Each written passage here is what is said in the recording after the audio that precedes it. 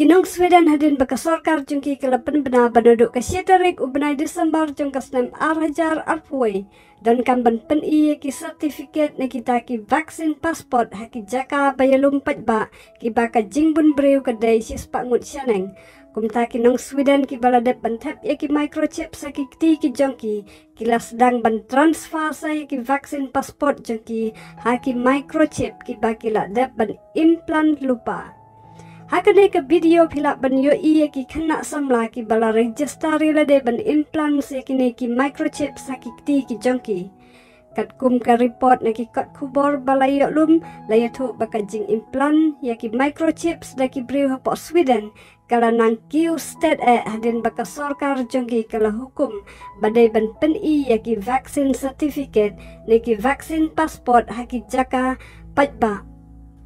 Wat lada ke sorkar keempat bu yaki kendon bagi daiban implants daki microchips na ke bentaki vaksin certificate jongki ban ki briu ki jet daka monsno bhahi ban implant microchips dala dehi namar bakingat bakane kadai ke rukam im nang ne syakmat kaban pensuk yaki ban pensisya bakila dep ban eye vaccine tang daka basyuk scan daki mobile hakim microchips jongki badru kim don kam setia ban kuslai siap hang ka jing kum penja jongki yaki certificate jongki kane ka khubor kala penpar nyang krep yaki kenhon kristan bangai hakeleng kiri jong ka perthai hato ki por ki layat state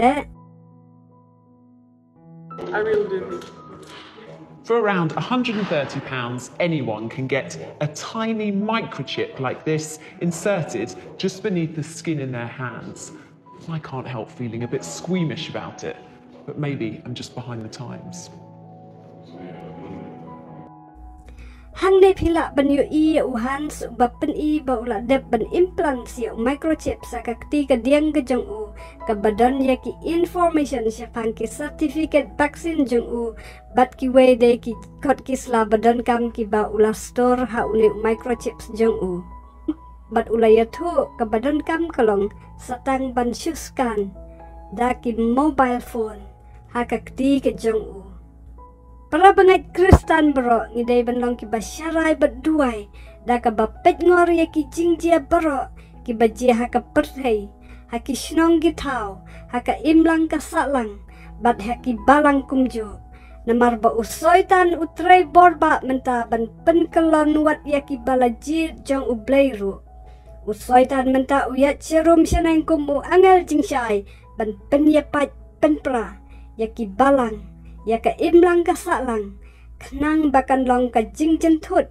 ya ka jing yalap gospel kat kene ka jing yat stet jong kapor hato ngidang don pormo ban pelut hakikam kai hakikam bisni tongin ailat yo umunsim bakhuj ublay ba untrei ya ka jing em ka jongi bangila ban penbet yalade shimet kenang bangin long ki bala ban yeng klem jingrem hakman unong pen im jungi hakasni bishar jong ublay.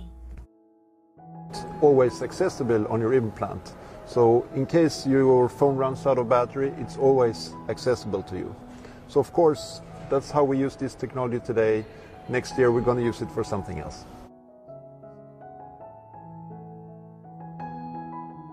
The implant is readable by any smartphone that has NFC function. So I can go to a restaurant or a movie theater, I just show them my arm and swipe me with a smartphone, and then that pops up the COVID passport that I have on my chip. So you don't need a special app for this. It's kind of similar to a QR code, just that of course I don't want the QR code on my skin, right? The benefit with the implant is that, yeah, you can put it in, but you can also take it out. It's a completely reversible procedure.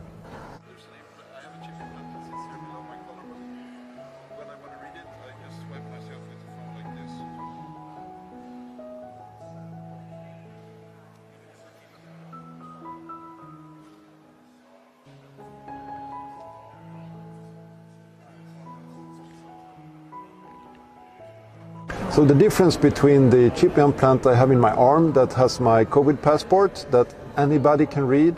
I also have a chip implant up here that I use with a sensor inside to read my body temperature. Very useful if I have a fever to know. Now, the difference is with the implant up here that picks up my health data, it's private and it needs to be paired with a special smartphone with a special app. So it's only myself who can read this chip implant up here, whereas this one down here, it's accessible to anyone.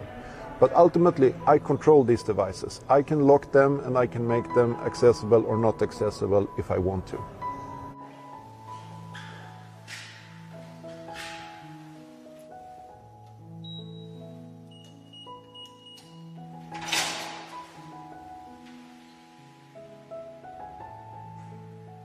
Epicenter does not sell implants or provide implants. There are a lot of different companies that produce implants, such as, for example, disruptive subdermals. Here at Epicenter, we regularly host implant events, and this is simply because there is a community of people here who are interested in exploring new technologies.